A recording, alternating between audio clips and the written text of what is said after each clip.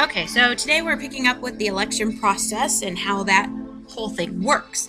The Electoral College today is kind of complicated. It takes a little bit to understand how it all works.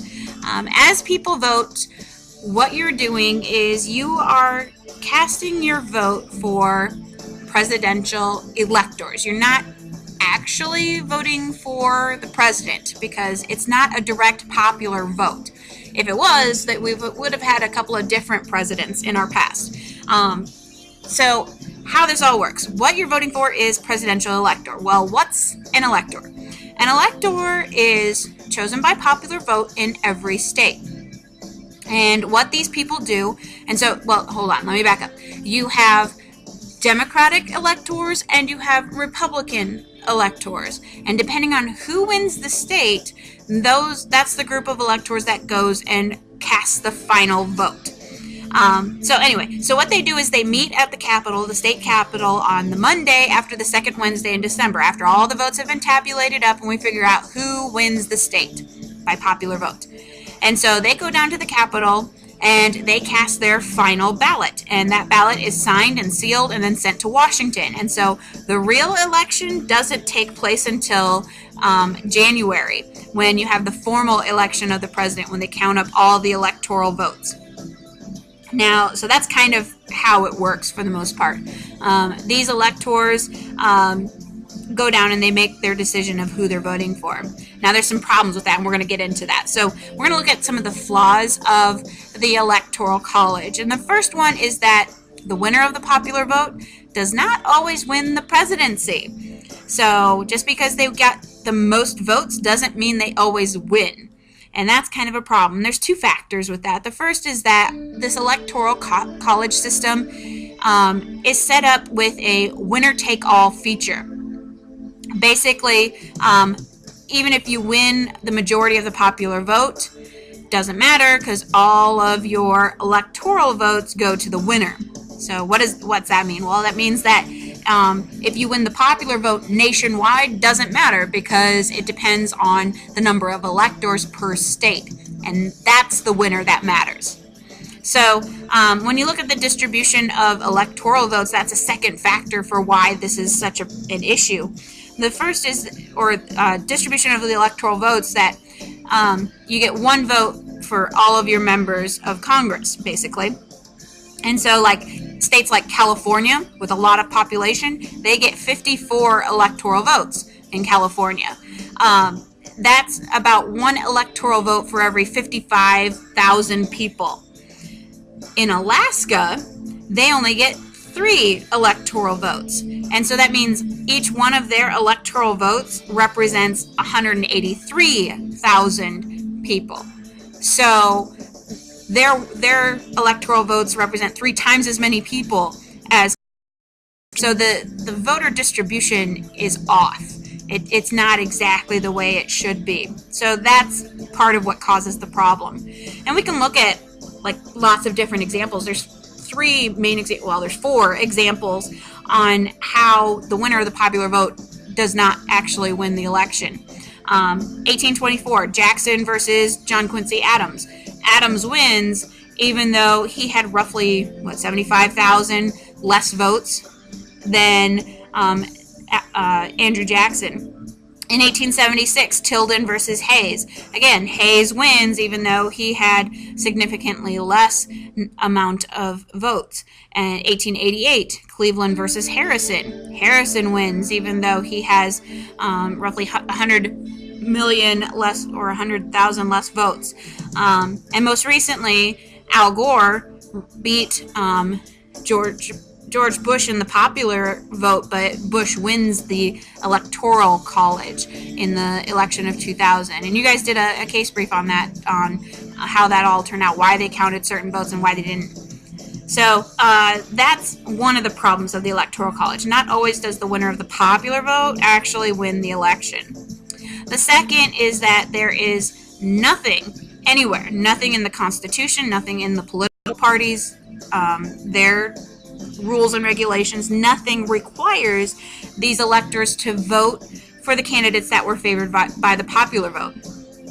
So if you were one of the Democratic electors that were sent down, but you didn't like who won your state, you could vote for the opposite party. Possibly. I mean, it's possible. They're not going to, because they're usually diehard Democrats or diehard Republicans that are sent as electors. But I mean, there's nothing that legally requires them to do so. So if they really wanted to vote the way that they wanted to vote, as opposed to how the state voted, they could change it. The third thing is that it's possible with this electoral college system it's possible that the election could be decided by the House of Representatives. If there ever is a tie, so like we don't come up with the majority of the electoral college, so if there's ever a tie, especially if there's like a strong third party that comes in and takes some vote away and we end up with a tie, there could be the possibility that it's the House that decides, and that's even scarier sometimes than the electoral college, because there's three things that have to happen. The first is that they vote by state and not by individual members. So it's not like each person is voting. They have to vote as a state. So like all 6 members of Iowa's House members and Senate members have to agree on who to vote for. And so secondly, if the state's representatives, or not our senators, just our House, all 4 of them have to decide who they're going to vote for. And if the state's representatives are undecided or they're split in the vote, they don't get a chance to vote. They can't vote if they can't be unanimous. So that's kind of a problem, because when you think about Iowa's House of Representatives people, I believe we were 2 and 2 Democrats and 2 Republicans. So the likelihood that they're going to come to a decision means that Iowa's not going to get a say in who we want for president. So that's kind of scary.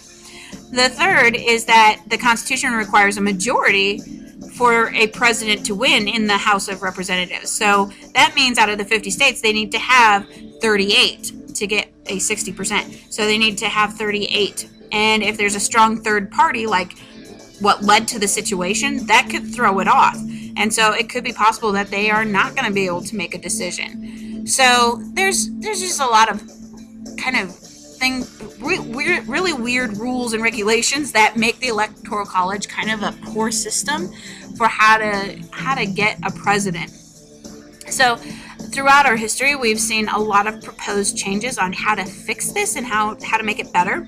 And the first change that was proposed is a district plan. And basically what this says is that we have 2 electors that are chosen from our state at large, and they're going to vote with the overall state vote. So let's take the controversial election, right? The election of 2000 between Al Gore and George Bush.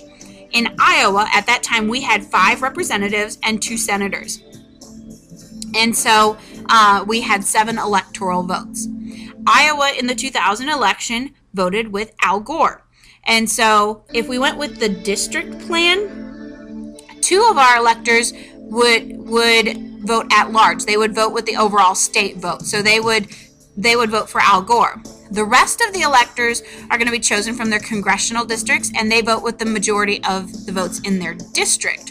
And at that time, like I said, we had 5, and 3 were Republican and 2 were Democrats.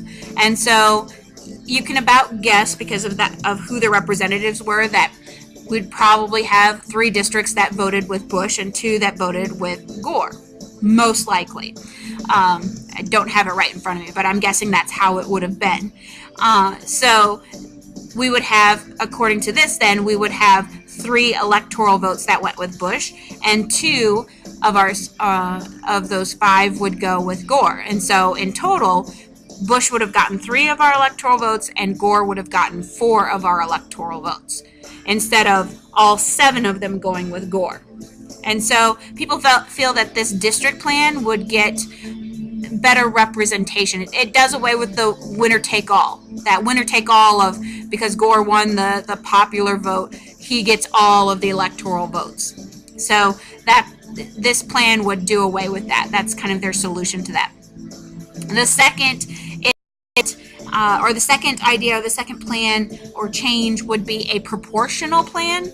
And it kind of works along the same principle, that you receive the proportion of electoral votes that you received in the popular vote in the state. So, like I said, in the 2000 election, Al Gore won it, but it was really close. It was like 50.8% to 49.2%. It was very, very close. And so, in a proportional plan, Al Gore would have gotten 50.8% of our electoral votes, and George Bush would have gotten 49.2% of our electoral vote. So that's a possibility. And that would be more proportional as to what the population wanted, what they wanted.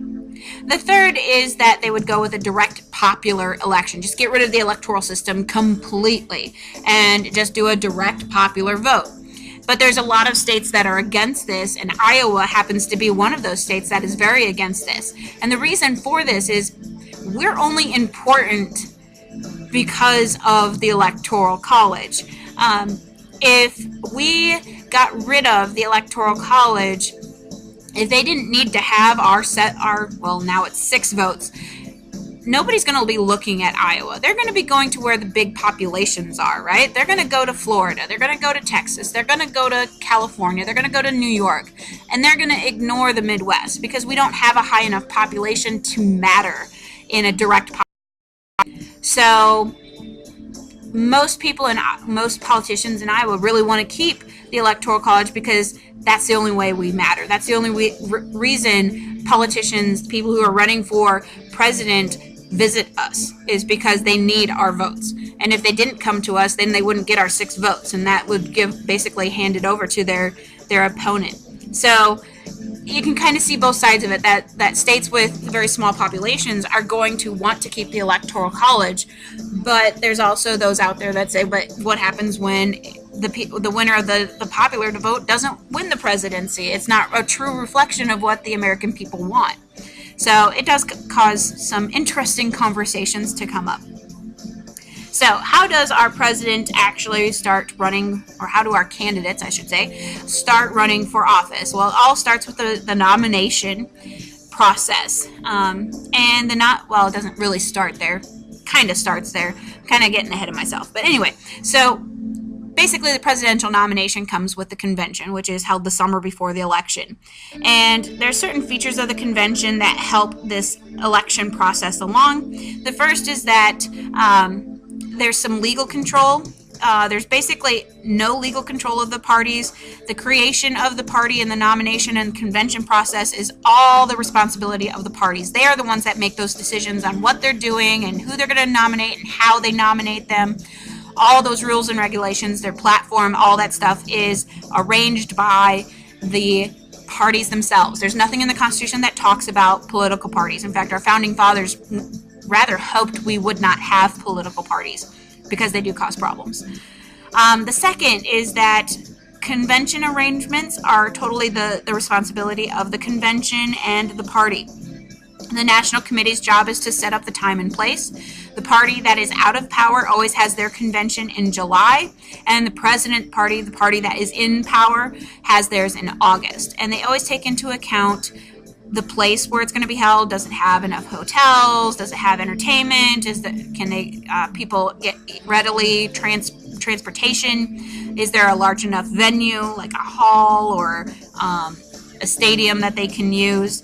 And so they take all these things into consideration. And then they also look at, well, let's host it in a state that maybe could go either way. And if we host it in their state, they're going to like us because we're bringing money and revenue and attention to their state. And that might sway the vote in favor of that party.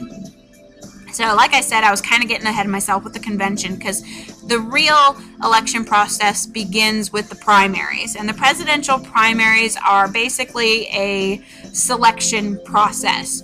And it's where you choose or you figure out which candidates you prefer and which candidates the people prefer. And it differs from state to state on how they set up these primaries. Now, New Hampshire is the first state to hold presidential primaries every 4 years, and so they get a lot of attention from this, even though they're a fairly small state. Most of the others have a pretty early date, too, just to get things out in the open, get an idea of who people prefer.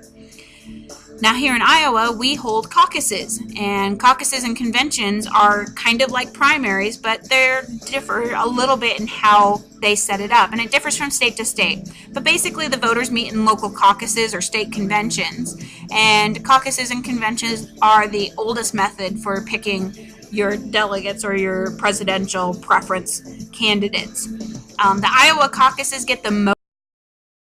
Is we deliberately schedule ours before the New Hampshire primary. So we always wait and find out when the New Hampshire primary is, and then we schedule ours before theirs, because we're like, we want to be the first ones out of the gate saying who we like. So we do it kind of to thumb our nose at New Hampshire. It's always kind of interesting. So then, you go through the whole primaries, and then if they narrow it down, and usually by the time you get to the nominating convention, they already kind of know who they're going to have today anyway. It used to be a lot more up in the air back in the old days, but today we pretty much know who it is before they even go into the convention. But they hold the convention anyway, because it's, like I said, it's a good chance to get a state to like you, because you're bringing attention to it and revenue and all that kind of stuff. So at the national convention, they basically have 3 jobs. The first is to adopt a party platform of where the party's going to stand on what issues. The second is that they're going to formally nominate a president and vice president. And the third is that they're trying to unify the party behind this candidate, and that's when they kind of kick off their official campaign. So it is made up of basically 4 sessions throughout the course of the time. The first is the opening session, and throughout the convention, the convention lasts for 4 days, and you can have 1 to 2 sessions a day depending on how fast you get through stuff. But basically, in the opening session, there's 2 things that they do. They're trying to organize it, and they're making inspiring speeches. And so what happens in the opening session, they call everybody to order, they sing the national anthem, and then they do like a roll call to see who's there. They usually have a prayer, and they do welcoming speeches, like the chairperson, national chairperson gives a welcoming speech to everyone. Thank you for coming, blah, blah, blah, all that kind of stuff.